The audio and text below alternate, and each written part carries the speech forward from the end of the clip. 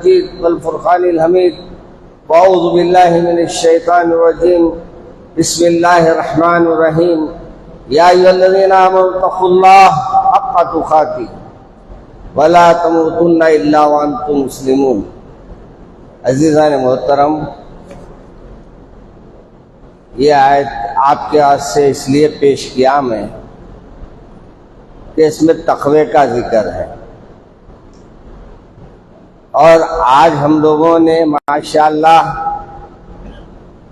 تقوی کو حاصل کرنے کے لیے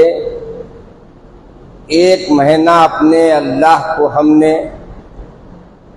نہ صرف اللہ کے احکامات میں ہم نے چلا ہے، بلکہ ہر وہ حکم جو اللہ تبارک و تعالیٰ کے پیارے رسول صلی اللہ علیہ وسلم نے فرمایا اس پر عمل کرنے کی ہم نے کوشش بھی کی ہے۔ مگر افسوس یہ ہوتا ہے کہ ہم لوگ آج کل ایسا محسوس ہو رہا ہے مساجد کو دیکھ کر اور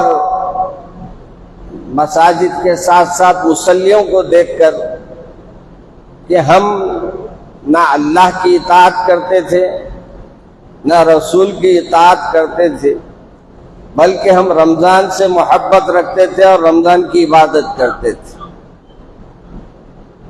حیرت ہوتی ہے مجھے کہ رمضان میں اللہ تبارک و تعالی ہم کو یہ فرمایا کہ تمہارے اندر میں نے یہ جو روزے رکھا ہے تاکہ تمہارے اندر تقوی پیدا ہو۔ آج افسوس یہ ہوتا ہے کہ تقوی کا نام ہی ختم ہو رہا ہے۔ تقوی کسے کہتا ہے کہ کسے کہتے ہیں وہ تک انسان بھول رہا ہے۔ میرے عزیز، حقیقت یہ ہے کہ رمضان کی جیسی زندگی اب ہمیشہ گزارنا چاہیے۔ ہم ہمیشہ اللہ کا ڈر ہمارے دل میں رہنا، ہمیشہ اللہ تبارک و تعالیٰ کے سامنے ہم موجود ہے، ہمارا یہ احساس رہنا کہ اللہ ہم کو دیکھ رہا ہے، اللہ ہماری ہر چیز سے باخبر ہے۔ رمضان کی حد تک نہیں تھا اللہ میاں باخبر، ہمیشہ ہمیشہ آپ کے ساتھ ہے۔ اس لیے ہمارے اولیاء اللہ، ہمارے بزرگوں نے یہ کام کیا کہ 6 مہینے رمضان گزرنے کے بعد اس افسوس میں، اس غم میں رہتے تھے کہ ہم سے رمضان مبارک گزر گیا، ہماری وہ عبادتوں کا لطف چلے گیا، ہماری وہ تلاوت کا جو مزہ تھا وہ ختم ہو گیا، ہم جو اللہ کا ذکر کثرت سے کر رہے تھے وہ ہماری کثرت ذکر ہمارے سے ضائع ہو گئی۔ اور یہ غم میں آدھے یعنی 6 مہینے گزار دیتے تھے، اور پھر 6 مہینے یہ غم میں جانے کے بعد 6 مہینے آمد رمضان کی وجہ سے خوشی میں گزار دیتے تھے۔ یعنی اب رمضان آ رہا ہے، رمضان آ رہا ہے، رمضان مبارک آ رہا ہے، رمضان شریف آ رہا ہے۔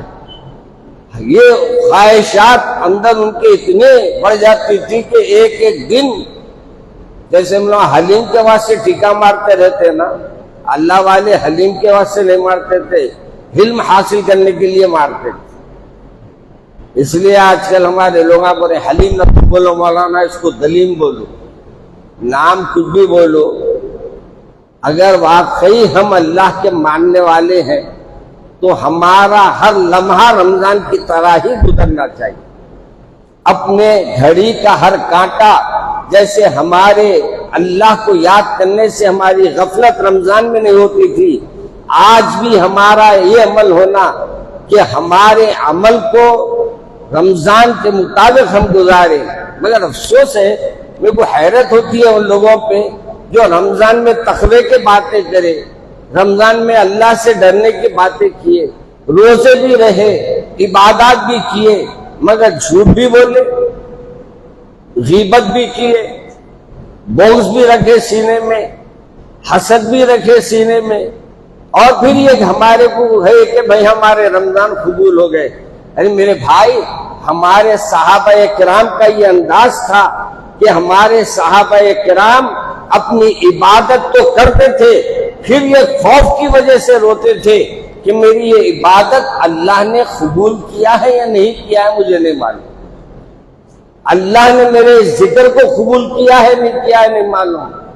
اللہ نے میری یہ عبادت جو رمضان کی میں نے کیا ہے، تراویح پڑھے ہیں، میں نے اللہ کے قرآن پاک کو سنا ہے، وہ بھی کیسا سنا؟ اللہ اللہ۔ کوئی بھی میرے ذہن میں ایسے لوگ نہیں ہے جو واقعی ایسے کھڑے رہ گئے ہوں گے کہ اگر ان کے سامنے سے سانپ بھی گیا تو اژدہا بھی گیا تو وہ ہل نہیں پائے ہوں گے۔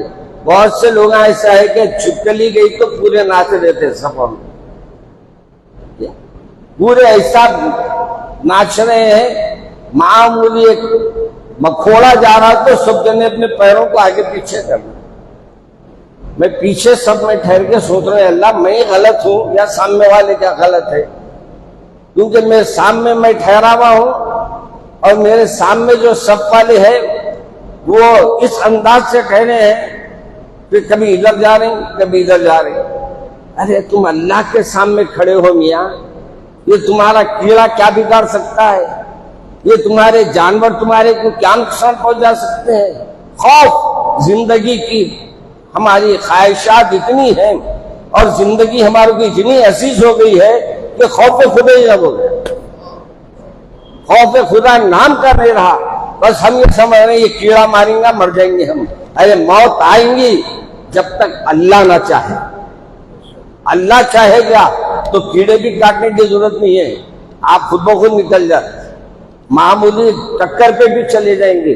مگر افسوس یہ ہے کہ آج ہم کو یہ احساس نہیں ہے کہ ہم نے رمضان مبارک کے روزے رہے، کیا ہمارے روزے قبول ہوئے؟ کتنے لوگ ہیں جو روزے قبول ہونے کے لیے آنکھ سے آنسو نکالے؟ کتنے لوگ ہیں جو تراویح کو قبول ہونے کے بعد سے اللہ کے سامنے آنسو نکالے ہیں؟ کتنے لوگ ہیں جو قرآن پاک کی تلاوت تو کیے ہیں لیکن اللہ کے سامنے یہ بھی عرض کی ہے کہ مولا میں نے جو تلاوت کیا ہے اللہ اس تلاوت کو میری آخرت کا ذریعہ بنا دے۔ آج ہم لوگوں میں یہ نہیں ہے، صدقہ دے رہی تو بھی احسان کر رہی، روزے رہ رہی تو بھی احسان کر رہی، نماز پڑھ رہی تو بھی احسان کر رہی، سب کام اللہ کے لیے نہیں ہو رہے ہیں۔ یعنی ہمارے بزرگوں نے تو یہ لکھا ہے کہ اگر نماز پڑھیں اور نماز کے اندر آپ اگر یہ ذہن میں آ جائے آپ کو بار محسوس ہو تو پھر آپ کے ایمان کا خطرہ ہے۔ یعنی نماز اگر بار محسوس ہو تو یہ منافقین کی علامت ہے۔ وہ نماز اس لیے نہیں پڑھتے تھے، اللہ کا حکم ہے اس لیے پڑھتے تھے کہ یہ اگر ہم نہیں پڑھیں گے تو ہمارے لوگوں میں ہم منافق مشہور ہو جائیں گے، ہم اللہ کے نام فرمان مشہور ہو جائیں گے۔ اس لیے کیا ہوا تھا یہ بھی معلوم ہے، رفع یدین کیوں ہوئی تھی یہ بھی بات ذہن میں ہوں گی ہمارے اکثر نوجوانوں کو نہیں معلوم رفع یدین کیوں ہوا تھا۔ بعض صحابہ ہمارے ائمہ نے رفع یدین کو لازم کر لیا، امام ابو حنیفہ نے اس کو لازم نہیں فرمایا۔ رفع یدین کیوں ہوا تھا؟ کچھ کفار کچھ منافقین اپنے ہاتھوں میں بتوں کو لے کے آتے تھے اور بتوں کے چھوٹے چھوٹے جو ہے ان کے جو آج کل جتنے ڈیزائنوں کے ہیں نا اتنے ڈیزائنر نہیں آتے تو ہوں گے، کوئی ایک ڈیزائن تھا ہوگا ان کا، وہ ڈیزائنوں کو لے کے آ کے اپنے استینہ بڑے بڑے رہتے استینہ والوں وہ استینوں میں رکھ لیتے اور رکھ لے کے ایسا پکڑتے تھے استینہ، ایسا پکڑ کے اپنے خداؤں کے سامنے جب سجدے کو جاتے تو بعض کتابوں میں لکھا ہے کہ یہ دونوں ہاتھ ایسا لے جاتے تھے، یعنی یہ ان کے ذہن میں یہ نہیں رہتا تھا کہ ہم اپنے اللہ کو سجدہ کر رہے ہیں، یہ سمجھتے تھے کہ ہم اپنے بھگوانوں کو سجدہ کر رہے ہیں۔ اللہ کے رسول صلی اللہ علیہ وسلم کو اللہ نے حکم دیا کہ میرے آقا ہاتھ اٹھا کے چھوڑیے، نماز میں آیا یہ حکم، اور نماز میں ہی سرکار نے جیسے آپ قرآن پڑھ رہے تھے ضمنی سورہ کیا اور کوئی سورت پڑھی اس کے بعد اللہ اکبر بول کے ہاتھ چھوڑ دیے، ہاتھ چھوڑتی جتنے بوتا پکڑے ہوئے تھے وہاں پورے دھڑا دھڑ نیچے گرنے لگے۔ تو منافقین کی ایک چھان بین کے واسطے، منافقین کی ایک حرکات کی وجہ سے بعض علماء لکھتے ہیں رفع یدین ان سے اس بات سے کرایا گیا تھا کہ ان کو ان کی حقیقت بتائی جائے آج ہمارے آستینوں میں تو خدا نہیں ہے، ظاہری خدا تو کوئی نہیں ہے ہمارے پاس، اندر ایک ہے، انہیں خدا اللہ کو ماننے کو تیار ہے نہیں ہے۔ وہ دیکھو آپ، میری مرضی چلتی ہے یا اللہ کی مرضی گھر میں چلتی ہے، وہ دیکھو آپ۔ اگر میری مرضی چلی تو یہ سمجھ لو ابھی ہماری اللہ سے پکی دوستی نہیں ہوئی، اگر میری مرضی چلی تو یہ سمجھ لو وہ حریق امت والے میرے آقا حضرت محمد مصطفیٰ احمد مصطفیٰ صلی اللہ علیہ وسلم سے سچی محبت ہمارے دل میں پیدا نہیں۔ اگر پیدا ہو جائے تو آپ نماز میں کھڑے رہیں گے، آپ کے گلے کٹ جائیں گے، مگر حضرت حسین کی شہادت ہمارے سامنے ہے کہ کھڑے ہو گئے، گردن الگ ہو گئی، مگر زبان پہ تھا ربی الاعلیٰ، زبان پہ تھا سبحان ربی الاعلیٰ۔ موت کی فکر نہیں رہتی تھی، اللہ خوش ہو رہا ہے، اللہ راضی ہو رہا ہے نہیں، وہ دیکھا جاتا۔ آج ہم لوگوں کے پاس عجیب معاملہ ہو گیا ہے، ہم نماز کو آتے ہیں، پہلے مسجد والوں پہ احسان کرتے ہیں، آئے تو پھر ان کو تمام سہولتیں ہونا، تمام ان کے لیے آسانیاں ہونا، پھر ان کے ذہن میں جو بات ہے وہ اپنے لحاظ سے عمل کرنا چاہتے ہیں، مقرر کو سننا نہیں چاہتے، جو سچ بول رہا ہے اس کو برداشت کرنا نہیں چاہتے، بلکہ اپنی چلانا چاہتے ہیں۔ اور یہ اپنی چلانے والے نہ دنیا میں خوش رہتے ہیں نہ آخرت میں خوش رہتے ہیں۔ دنیا میں دیکھ دیکھ کے جلتے ہیں، آخرت میں دنیا میں دیکھ کے جلنے کا آخرت میں جو اس کا پورا خمیازہ بھگتتے ہیں۔ میرے عزیز دوستو، یہ مبارک مہینہ جو ہم سے گزرا ہے، ہم دیکھیں کہ ہماری عبادتوں میں ہمارے کتنے نقص تھا، کون سی ہماری عبادتیں قبول ہوئی۔ اگر ہماری عبادتیں قبول ہوئی، اگر ہم کو ذرا شک ہے، رو آج کے دور میں بیٹھو، اللہ کے گھر میں بیٹھو، اللہ کے سامنے اپنی پیشانی ٹوکو، بولا اور کہو مولا میرے سے جو بھی غفلتیں رمضان میں ہو گئی اسے معاف فرما دے، میرے سے جو بھی غفلتیں ہو گئی ہے میں اس سے توبہ کرتا ہوں۔ ارے بندے کی توبہ اللہ کو بہت محبوب ہے، معلوم، توبہ بندہ کرتا ہے، اللہ اپنے فرشتوں میں فخر کرتا ہے، دیکھو میرا بندہ میرے فخر کرتے ہیں، دیکھو میرا بندہ میرے سامنے توبہ کر رہا ہے۔ اگرچہ یہ گناہ نہیں کیا ہے لیکن گناہ کے خوف سے یہ رونے لگ گیا ہے، گناہ کے خوف سے اس کے ذہن میں بات آ گئی، یہ میری عبادت قبول ہوئی نہیں ہوئی، اس وجہ سے اس نے اپنے کو میرے طرف رجوع کر لیا۔ اے فرشتوں گواہ رہو، اس نے مجھے خوش کرنے کے لیے جو آنسو بہائے ہیں، میں اس آنسوؤں کا بدلہ روز قیامت اسے عطا کروں۔ مگر رونے والی آنکھ بھی تو چاہیے نا، دنیا کے معاملے میں بہت روتے آنکھیں اپنے، رشتہ دار مر گئے تو روتے، مصیبت آ گئی تو روتے، لیکن اللہ کے لیے رونا کہاں ہے ہمارے پاس؟ حضرت عمر فاروق رضی اللہ تعالیٰ عنہ خلیفہ ہے جس کو دنیا میں جنت کی بشارت مل گئی ہے، عشرہ مبشرہ میں ہے، اور میرے عمر وہ عمر ہے جس کو رسول اکرم صلی اللہ علیہ وسلم نے فرمایا کہ اگر میرے بعد نبوت کا سلسلہ اگر جاری رہتا تو اس کے بعد عمر کو میں نبی بناتا، اللہ نبی بناتا عمر۔ لیکن وہ عمر کا کیا حال ہے؟ اپنی ساری عمر روتے رہے۔ بعض علماء بعض کتابوں میں لکھا ہے کہ بار بار رونے کی وجہ سے آپ کو یہ لکیریں پڑ گئی تھی جسم، یعنی آنسواں جو برابر یہاں سے بہتے تھے تو آنکھوں سے لے کے رخسار تک، یعنی داڑھی کے اندر کے تو نہیں، داڑھی تک آپ کے لکیر پڑ گئی تھی رونے کی وجہ سے۔ آج ہمارا رونا ہے، ہمارے کو تو یقین ہے ہم روزہ رہے کیسا قبول نہیں کرتے، اللہ میں دیکھ لیں گے اپن، ہاں ہم نماز پڑھے کیسا قبول نہیں کرتے۔ ارے میاں نماز میں بھی نیت دیکھی جاتی، روزے میں بھی نیت دیکھی جاتی، تمہارا لقمہ دیکھا جاتا، کہاں کھا کے روزہ رہنے، کیا کھا کے روزہ رہنے، کیا روزے رہنے کے واسطے ان کی غذا صحیح ہے یا نہیں ہے، نماز پڑھ رہے ہیں تو نماز کے لیے تمہاری غذا صحیح ہے نہیں۔ بیکار پریشان لوگوں کے بارے میں، ارے سب کو چھوڑو رب کو پکڑو میاں، سب کے گلے چھوڑو رب کو پکڑو۔